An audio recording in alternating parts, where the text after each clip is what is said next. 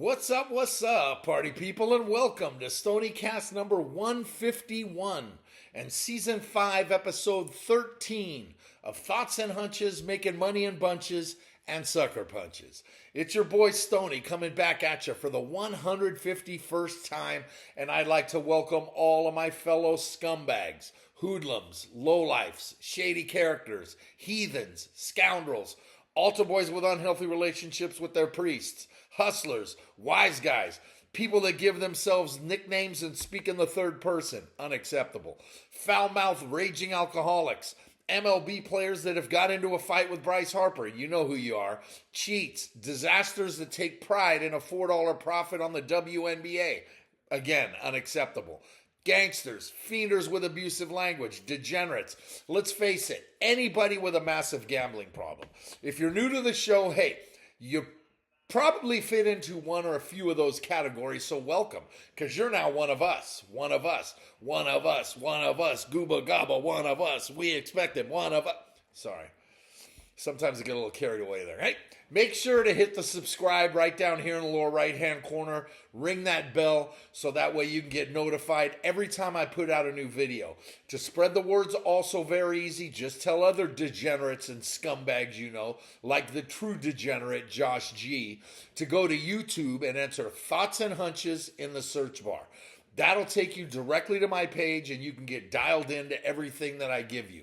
Also, if you're new and you don't know what's what with this channel, it's college and pro football winners, MLB playoff winners, and college basketball winners.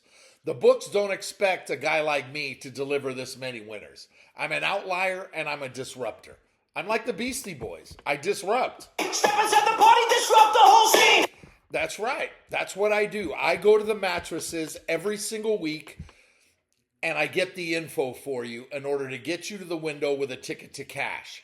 Now, before I get to my picks, as usual, I have some thoughts. Give me all you got! Listen, give me all you got! Never gets old. It never does. Before I get going with my thoughts, I want to send out a special shout out to my niece. A happy 21st birthday to Anastasia. You're absolutely awesome. You're unbelievable. I could not be prouder of you than I am. You've turned into a beautiful woman, and I'm thrilled to be your uncle. I've loved playing with you and spoiling you rotten over the years, and I can't wait to see you next week. So enjoy your 21st. Love you, babe. I've got to start with some questionable numbers this week, okay? I will break them down, all right? Now, when I get to them, I'm going to break them all down, right? So that way you'll know what's what. But there are at least 5 numbers posted that make you think, or at least scratch your head and make you wonder if the books know what they're doing or if the fix is in.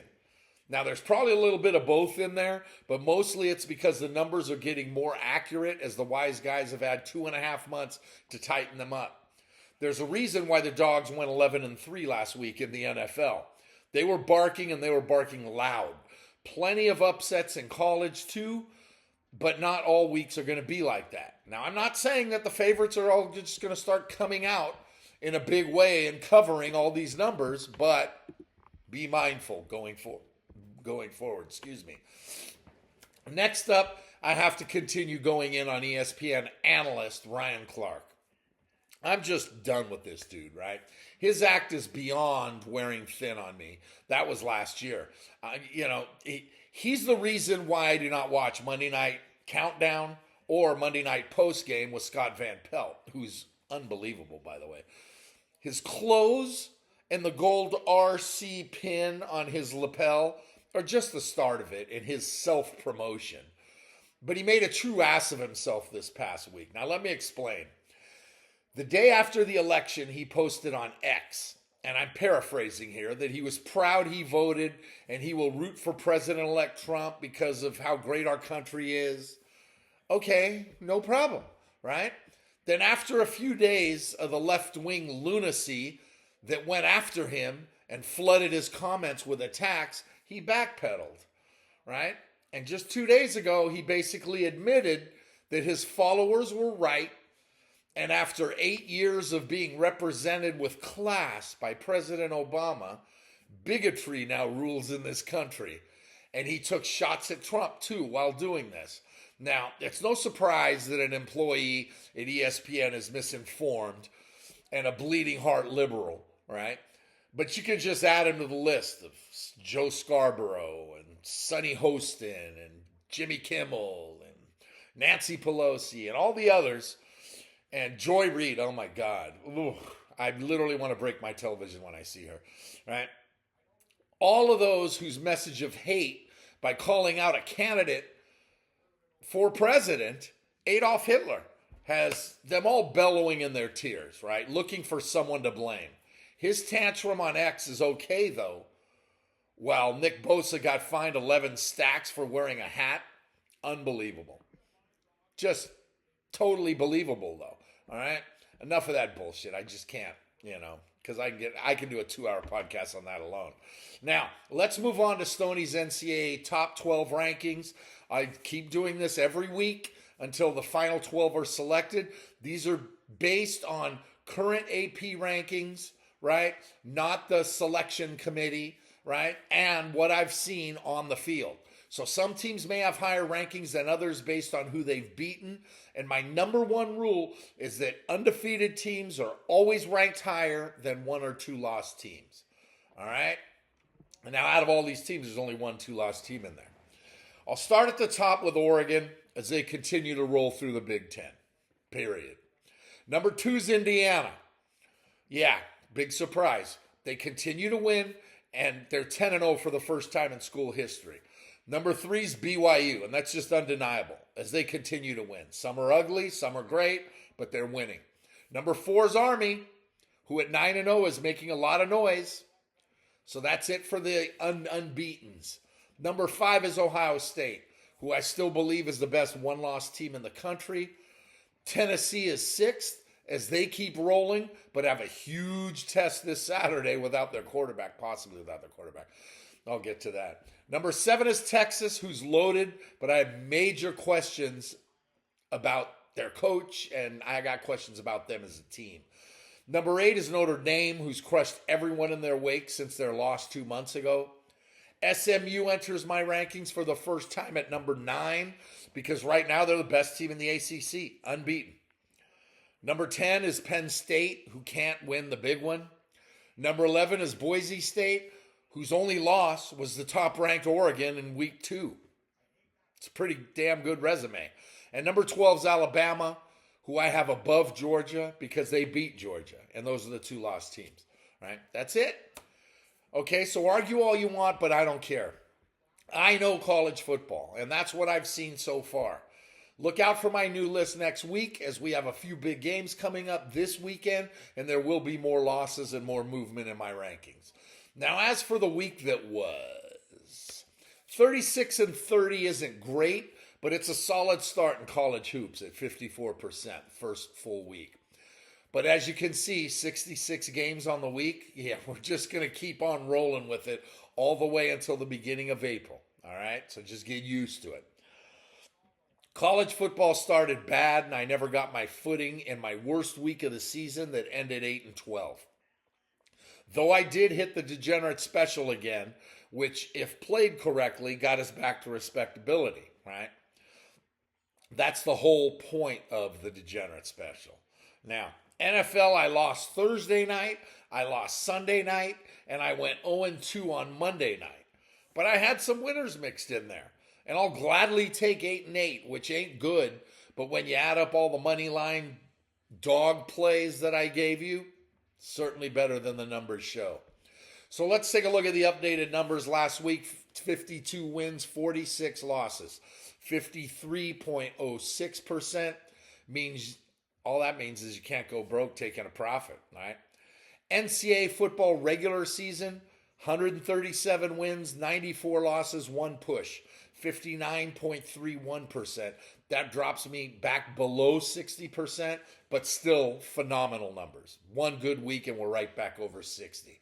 NFL regular season, 90 wins, 66 losses, 6 pushes, 57.69%, which is solid. Take it.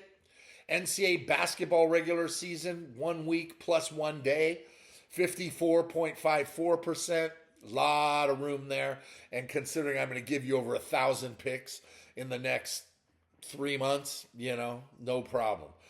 So overall, every single pick that I've given you in all 12 Stoniecast so far, 320 wins, 243 losses, 7 pushes.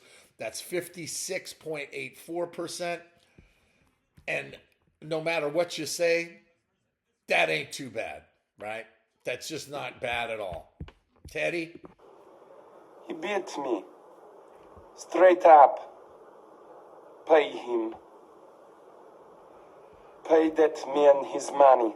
Love it. Love Teddy. Teddy's my boy. Now, please remember that all these picks that I'm giving you are 100% free. So for all the touts that are giving you 75 to 80% winners, come on. First of all, we all know that you're full of shit, right? Plus, you're charging for these picks. That's one thing I just don't understand. You're charging for these picks? Oh! Yeah, exactly. Just, with me, it's very simple. Just come to YouTube every week and I'll drop my plays on you for free. Now, real quickly, some people ask why I end the week on a Monday instead of Sunday, and the answer is simple. Monday Night Football has always been the end of the week, dating back to the pre-internet gambling days and bookies. The week begins on Tuesday and ends on Monday. Simple. Okay? Let's get going. Episode 13. I began the week by dropping a 7-3 on the books last night in college hoops to start the week off in grand fashion, right? Just rolling. So let's hit tonight's college slate first and keep on moving. 7 p.m. Eastern, I like Ball State plus 16.5 at Dayton. 7 p.m. Eastern, give me George Mason minus 13.5 at home versus Central Michigan. 7 Eastern, I'm on Richmond plus 5 at Charlotte. 7 Eastern, I'll roll with Tennessee minus 24 at home over Montana. 7 Eastern, let's dance with St. Bonaventure minus 1.5 at Florida Gulf Coast. Like this one a lot. 8 Eastern, I like Arkansas at home minus 13.5 versus Troy. Also at 8 Eastern, give me Kent State plus 22 at Auburn. 8 Eastern, I'm on Wyoming plus 22.5 at Texas Tech. I will be in attendance tonight at 8 Eastern in Music City, and while I think Vanderbilt wins, I'll take Cal plus 9 on the road. 10 p.m. Eastern, let's dance with San Francisco minus 15.5 over Long Beach State. And finally, to close out the night, 10 Eastern, I like Fresno State plus 15 at UC Santa Barbara. That's 11 college hoops plays to get you going on the new week. So let's keep it bouncing. Now, I lost last Thursday night with Baltimore to drop me to 5-5 on Thursday nights. So let's start NFL Week 11 tomorrow night with a good one. At 8:15 Eastern on Amazon at The Link in Stoneadelphia, where the 7-2 Eagles are 3.5-point home chalk versus 7-3 Washington, and the total set at 49. Washington is the media's sweetheart this year because they've been so bad for so long. Sure, they're 7-3, but their most impressive win was versus Tampa, who has a losing record. Phillies won 5 in a row, and 4 of them were blowouts.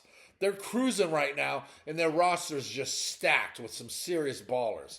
Just like Kamala, the media's sweetheart will lose.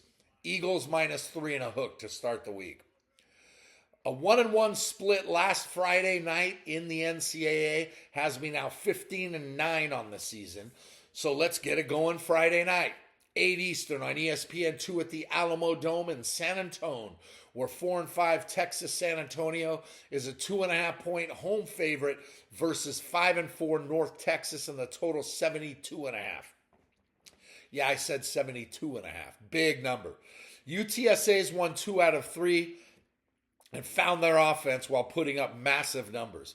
North Texas, though, has dropped 3 straight after a 5-1 start due to their terrible defense. Meet, give me the Roadrunners at home minus 2.5. Excuse me a second.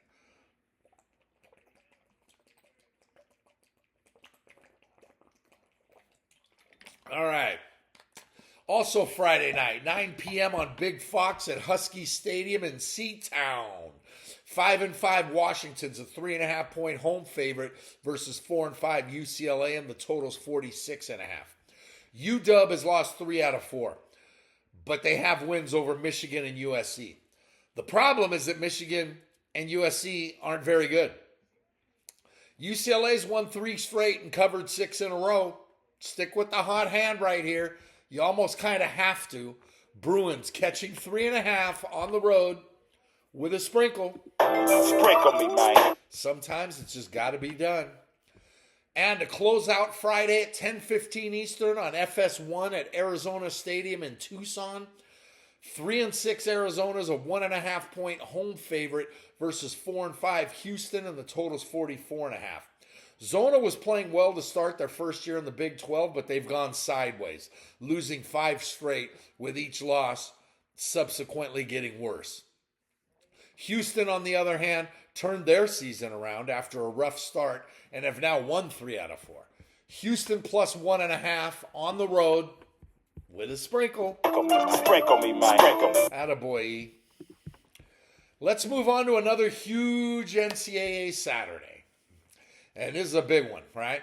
We'll start it with a good ACC matchup at noon Eastern on ESPN at the stadium formerly known as the Giant Ketchup Bottle in Steel City, USA. 23rd ranked Clemson's a 10-point road favorite at number 18 Pittsburgh, and the total's 54.5. Clemson was rolling along, having won 6 straight before a big loss to Louisville 2 weeks ago. But they bounced back with an easy win at Va Tech just 4 days ago. Pitt was 7-0 and climbing the rankings, but now they've dropped 2 straight. Clemson wins, but Pitt gets the cover here, so give me the Panthers plus 10 at home. Noon Eastern on Big Fox at Folsom Field in Boulder. 20th ranked Colorado's a 10-point home favorite versus 4-5 Utah, and the total set at 47.5. Colorado's 7-2. They've won 5 of their last 6, and they've cost me a lot this season because they keep winning. Utah also cost me, but that's because they've lost 5 straight after a 4-0 start. Colorado wins, but 10 points? Nope, not going to happen. Give me that. Utah plus 10. Noon Eastern on Big Ten Network at Wrigley Field in the Windy City. Second-ranked Ohio State is a 29.5-point road favorite at 4-5 Northwestern, and the total's 44.5. Wrigley Field has no business hosting a game with all the injuries over the past couple years of games that are played there, holes in the grass, and this is Northwestern's homecoming game. Forget about it. OSU rolls as their defense suffocates Northwestern. Buckeyes minus 29.5 on the road. Noon Eastern on ABC at Razorback Stadium in Fayetteville.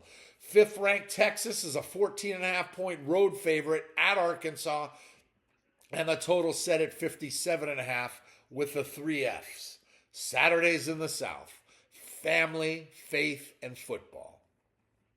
After losing to Georgia a month ago, Texas barely beat Vanderbilt and cruised past Florida last week after a week off. Arkansas has 2 home losses this year, but also gave Tennessee their only loss last month in Fayetteville. Texas wins, but I'll take every one of those 14.5 points. Arkansas plus 14 and a chunk. Noon Eastern on ESPN2 at let me get this right.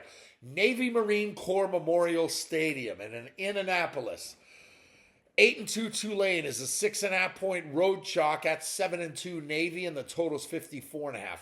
This is a good matchup, and it could be an ACC championship preview. AAC, let me get that right, American Athletic Conference. That's a common error. Tulane started 1-2, but they've since ripped off 7 straight, covering 6 of them in blowout fashion. Navy got a win last week in South Florida after losing 2 in a row. But right now, the hot hand is clearly the Green Wave. Tulane minus 6.5. 2:30 Eastern on FS1 at Memorial Stadium in Champaign. 6-3 Illinois is a 3.5-point home favorite versus 4-5 Michigan State, and the total's 47.5. The Fighting Illini lost 2 straight after an impressive 6-1 start, while MSU's lost 4 out of 5 and are just going in the wrong direction. Let's go both ways here and take Illinois -3 and under 47 and a hook. 3:30 Eastern on ABC at the Swamp in Gainesville. 6-3 Louisiana State comes to town as 4.5-point road favorites at 4-5 Florida. The total's 55.5. There's no crime in losing to Texas and Georgia back-to-back, and Tennessee makes it 3 out of 4 L's for the Gators. But the only game they didn't cover there was last week in Austin, right? A 4-game stretch for Florida was at Georgia, at Texas, now 2 games at home against LSU and Ole Miss. Ouch. That's absolutely brutal. Louisiana State lost their second straight in blowout fashion at home last week in a game that I gave you, right, to Alabama because of poor coaching. To beat Alabama, the most important thing to worry about is Jalen Milroe beating you with his legs, right? Coming off a bye week, they still couldn't do that. This doesn't look good. Call me crazy, but I'm on Florida here at home catching 4.5 in the Swamp. 3:30 Eastern on ESPN at Gerald J. Ford Stadium in Big D. 13th ranked Southern Methodist is a 16.5-point home favorite over 5-4 Boston College, and the total's 53.5. SMU's lone loss was by a field goal to BYU 2 months ago, and they've since rolled to 6 straight wins and 5 covers. BC has had their moments, but have been way too uneven this season. They beat Syracuse on Saturday, which snapped their 3-game skid, but going to Big D after the Mustangs have had a week off and are clearly in line for a playoff berth right now, SMU -16.5. 3:30 Eastern on NBC in front of Touchdown Jesus in South Bend. 10th ranked Notre Dame is 22.5-point home chalk over 5-4 Virginia, and the total set at 50.5. Since their bad loss to Northern Illinois 2 months ago, an argument can be made that Notre Dame has been the best team in the nation since then, right? Not counting Oregon. 7 straight blowout wins and 6 covers, and even with another loss, we'll still get into the playoff.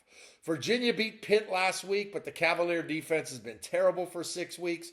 A trip to South Bend is not a good recipe for success. Yeah, I'm going to take another big favorite at home, Irish, -22.5. 4:15 Eastern on SEC Network at the Willie B in Columbia. 6-3 South Carolina's a 12.5-point home favorite versus 7-2 Missouri, and the total's 44.5. Another good matchup here in the SEC. USC's won 3 straight, and I saw them dismantle Vanderbilt on Saturday live, right? And I was very wet when I left. But don't sleep on Mizzou. Their only 2 losses were to Alabama and A&M, and they've won 3 out of 4. Missouri +12.5 on the road. 7 Eastern at Bill Snyder Family Stadium in the Little Apple of Manhattan. 19th ranked K-State is a 9-point home favorite versus 7-2 Arizona State, and the total is 50.5. Both schools have won 4 out of 5 and have eyes on the Big 12 championship game. As much as I like and have backed KC all season, I still believe they get the W here, but not the cover. Zona State +9. The game of the week at 7:30 Eastern on ABC under the lights, Between the Hedges in Athens, where third-ranked Georgia is a 9-point home favorite, 9.5 now. It's 10 in some spots, but 9.5 seems to be the number. Over 7th-ranked Tennessee, and the total's 48.5. UGA won 4 in a row after their loss to Alabama, and that was right up until their loss at Ole Miss on Saturday. One of my winners, by the way. Hoorah! That's right, Al. Tell them. Sometimes, you need that. You're welcome. UT has 1 loss at Arkansas a month ago, and their offense is starting to show signs of life to complement their great defense, right? The problem is Nico Iamaleava. We don't know if he's playing. Right now, doesn't look like he's gonna. But with him, he might play. He's going to probably go, but he's not 100% healthy, all right? Now, I never thought I'd say this, but UT's defense is better than Georgia's. And the trust in Carson Beck as the Bulldogs quarterback right now, right? It's waning, right? Nobody has much trust in him because he's clearly struggling. Struggling. Joe, tell me again, Joe. Struggling. Thanks, Joe. Too many picks and an O-line that is getting pushed around makes me wonder not only why a 2-loss team is ranked third, but how they're 9-point chalk over a team that I believe is better. Vols +9 on the road. 8 Eastern on Big Fox at Jack Trice Stadium in Ames. Number 17 Iowa State is an 8.5-point home favorite versus 5-4 Cincinnati, and the total's 53.5. Both teams have lost 2 in a row as Iowa State fell from the ranks of the unbeaten with a heartbreaking loss to Texas Tech 2 weeks ago. The problem is that they lost to Texas Tech twice because they lost again last week. They didn't bother showing up in last week's loss to Kansas. Now they're back at home and will take care of business. Iowa State -8.5. 9:30 Eastern on FS1 at University Stadium in Albuquerque. 21st ranked Washington State is a 13-point road favorite, at 4-6 New Mexico, and the total 72.5. Wazoo has won 4 straight and hit for us last Saturday against Utah State in the Degenerate Special. Hooah! That's right, Al. Let them know. You're welcome. New Mexico has been sneaky good, and after losing 2 straight, as they had massive health issues, they're healthy again, and the wise guys are expecting a ton of scoring here. I don't disagree, but I've won a lot of games this year either with or against Washington State. I'm going to dance with New Mexico here, catching 13 at home, though the Cougars do get the win. 10:15 Eastern on ESPN at Lavelle Edwards Stadium in Provo. 9th-ranked Brigham Young is a 3-point home favorite over 3-6 Kansas, and the total's 55.5. Unbeaten BYU is still inexplicably ranked 9th instead of firmly inside the top 5. They've been living on the edge lately with 2 of their last 3 wins coming on the last play of the game. KU, on the other hand, has resurrected from an atrocious start and are playing good ball right now with their biggest win of the season coming last week over Iowa State. All that ends here as BYU gets to 10-0 after taking out the Jayhawks in Provo. Cougars -3. I'm officially red hot in the Degenerate Specials, period, right? I've now hit 4 straight, and I'm 7-4-1 on the season. This week's late night get right goes at 10:30 Eastern on CBS Sports Network at the Death Star in America's Playground of Las Vegas. 7-2 Nevada, Las Vegas is a 21-point home chalk over 3-6 San Diego State, and the total's 53.5. The Rebels have won 3 out of 4, while SDSU has dropped 3 straight. The difference is that both of UNLV's losses were their last 2 home games. Rebels win this one easily, but the Aztecs catch the cover. I'll take the 6-19 San Diego State plus 3 touchdowns to close out the college football weekend. That's 21 college football plays to get the juices flowing, right? So now after a busy Saturday and a win on the Degenerate Special, what else do you want to do but to move on, then soldier on to NFL Week 11. We'll start at Sunday at 1 Eastern on Fox at Soldier Field in the Windy City, where 6-3 Green Bay is a 6.5-point road favorite at 4-5 Chicago, and the total set at 41. The Pack had won 4 straight and getting things together until losing at home in the rain to Detroit 10 days ago. They haven't played since and are itching to get back on the field, and they're healthier. This is the perfect matchup for them against an absolutely gutless Bears squad whose whole season was screwed, beginning with the Hail Mary loss 3-4 weeks ago.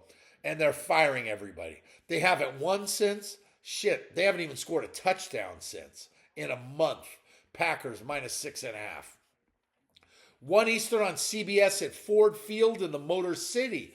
8-1 Detroit is a 13-point home favorite over 2-8 Jacksonville, and the total's 47.5. The Lions are the best team in the NFC and won a game on Sunday night in H-Town on a night Jared Goff threw 5 picks. Jayville is a complete disaster and are the worst team in the NFL, along with the Titans. Jacksonville and Nashville, y'all can share that. I'm crazy for laying this kind of lumber, but I don't see the Lions breaking a sweat and winning by 3 to 4 touchdowns in Motown. Lions minus 13. 1 Eastern on CBS at Nissan Stadium right here in Music City, USA.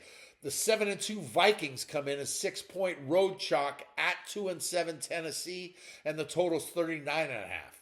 Minnesota 7-2 and still only a game behind Detroit in the NFC North, but they're leaking oil.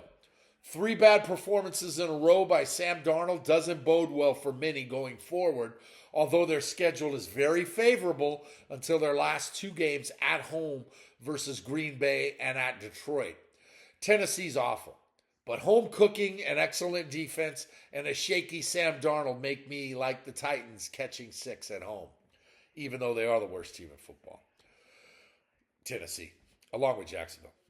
1 Eastern on CBS at Hard Rock Stadium in Bienvenidos a Miami. 3-6 Dolphins are 7-point home favorites versus 2-7 Las Vegas, and the total's 45.5. Miami got things right Monday night in La La Land and looked good in doing so. The Raiders are a mess, and they've lost 5 straight, but they're coming off a bye, and the Fins are on a short week. Miami wins, but the Raiders plus the touchdown, for some reason to me, makes sense. 1 Eastern on Fox at Gillette Shaving Cream Stadium in Foxborough. We've got the 4-5 Ram Chops as 5.5-point road favorites at 3-7 New England, and the total's 43.5. The Rams' 3-game win streak was halted on Monday by the Dolphins, and New England has played better by winning 2 out of 3 with that lone loss in overtime. The trouble is that New England's last 3 games were against the Bears, the Titans, and the Jets, 3 of the worst teams in the league, right? Back home and the Bears on a short week makes me like New England. It really does. But I just can't trust them. Can't trust it. No, you can't trust it. I just can't not trust them at all. Rams on the road laying 5 and a hook. 1 Eastern on Fox at the Superdome in the Big Easy. 3-7 New Orleans is a short 1-point home favorite versus 2-7 Cleveland, and the total's 44.5. This is a big Super Bowl preview here, all right? It's 2 god-awful teams meet in NOLA. I mean, really? Good God. They're both so bad that even the wise guys don't know, or don't care. They just don't care. So they made the Aints a 1-point favorite because they're at home. All right? Flip a coin and forget this one. Give me Cleveland coming off a bye plus the point with a sprinkle. Sprinkle me, man. Thanks, Earl. Here's another great matchup with 2 NFL powerhouses. At 1 Eastern on CBS at Snoopyville in New Jersey, where the 3-7 Jets are 3-point home favorites over 4-6 Indianapolis, and the total's 44. The Jets are terrible, and I've given up on them. Indy is not good, right? They just aren't, any way you look at it. And they're going back to Anthony Richardson now because they're going to play him the rest of the year, right? Because it's not full tank mode, but it's pretty damn close. The thing about Indy, they didn't last week in one of my losses, but the thing about Indy is they have a knack. That knack is the hang around. Not that he finished Hanging around. Hanging around. Kid's got alligator blood. Mike McDermott has alligator blood. So do the Colts. I'll gladly take the 3.5 on the road. Finally, we get a really good one here at 1 Eastern on CBS at the stadium formerly known as the Giant Ketchup Bottle in Steel City, USA, where the 7-3 Ravens are 3.5-point road favorites at 7-2 Pittsburgh, and the total is 47.5. Both teams can score, but the Steelers are more balanced. Baltimore has more rest as they haven't played since last Thursday, but the Steelers have owned the Ravens in the recent past. And Mike Tomlin getting points is a pregame gift. Steelers +3 and a chunk at home. 4 Eastern on Fox at Mile High. 5-5 Denver's a 1.5 point home favorite over 6-4 Hot Atlanta. And the total's 44. Denver's lost 2 straight to the best teams in the AFC, and let's face it, they beat the Chiefs at Arrowhead on Sunday. You know, they beat them everywhere except for the final score. That was another one of my W's. Hoorah! That's right, Al. That's right, Al. You're welcome. Atlanta's been busy playing an NFL schedule softer than the Miami Hurricanes schedule, right? Denver's tough, and I'm seeing constant growth from rookie quarterback Bo Nix, who outplayed Patrick Mahomes on Sunday. Broncos -1.5 at home. 4 Eastern on Fox at stonewashed 501 Denim Jeans Stadium in the Silicon Valley. 5-4 San Francisco's a 6.5 point home favorite versus 4-5 Seattle, and the total's 49.5. Seattle's coming off a bye, but they've lost 4 out of 5, while the Niners beat Tampa on Sunday, though they did everything in their power to lose. SF can't be trusted, but Seattle's going backwards. Niners -6.5. 4:25 Eastern at Highmark Stadium in Buffalo. Game of the weekend. 8-2 Bills are 2.5 point home favorites versus the 9-0 Chiefs, and the total's 45.5. Buffalo's won 5 in a row, right? With their most impressive win in those 5 being Sunday over Indianapolis. The only 2 losses for the Bills were against the only 2 teams they've played with a winning record. KC is unbeaten, but are 0-3 to the number in their last 3. Mahomes takes being a dog as an insult, though, and he's been historically good in the few games that he has been catching points. KC wins a lot of games, but they haven't played well. Buffalo gets their biggest win of the season here. Bills -2.5. 4 straight wins on Sunday night for your boy has me looking to keep the ball rolling, right? This week's version of Waiting All Day for Sunday Night goes at 8:20 Eastern on NBC at SoFi Stadium in Inglewood. Always up to no good, where the 6-3 Chargers are 1 point home favorites versus 4-6 Cincinnati, and the total's 47. Chargers have won 3 straight playing hardball ball. Run the football, play lights out defense, and beat up on bad teams. Since he's lost 2 out of 3 while trying to revive their season, while San Diego's 3 wins were over the Titans, Browns, and Saints. No thanks. Give me the Bengals. Plus the point right here with a sprinkle. Tell him, Earl. Sprinkle me, man. Attaboy. Finally, after an 0-2 Monday night dropped me to 5-8-1 on the season, it's time to finish the week strong this time. At 8:15 Eastern on ESPN at Jerry World in Arlington, where the 6-4 Texans are 7.5 point road favorites at the 3-6 Cowboys, and the total's 42. Houston has lost 3 out of 4, and that's just phenomenal compared to the train wreck better known as Dallas, who's dropped 4 in a row and 5 out of 6. Dallas is a disaster right now, and while it's tough to lay this many points on the road on Monday night, the Texans have to be the play here. Houston -7 and a hook to close out the week. That's 14 NFL plays to go along with 21 college football and 11 college hoops. Gives us 46, which is fine. But with daily college hoops, it's going to be up to close to about 100 like it was last week. This will be the most picks we've had all season. And those are just going to go up. So prepare yourselves to be inundated with plays to fire on. Make sure to check the comment section in this video for daily hoops picks, and check back next Wednesday as Stoniecast 152 will be coming out at you. So until then, just remember that if you want to win big, you got to bet big. You can't go broke taking a profit. Scared money don't make money. For me, the action is the juice. The difference between winning and making money is that anyone can win betting chalk, but you can't make money unless you take the dogs. Do you want to win or do you want to make money? Think about it. There's money on the streets that can't be ignored. And finally, good luck to you. Yep, I still miss you, Gooch. He beat me. Straight up.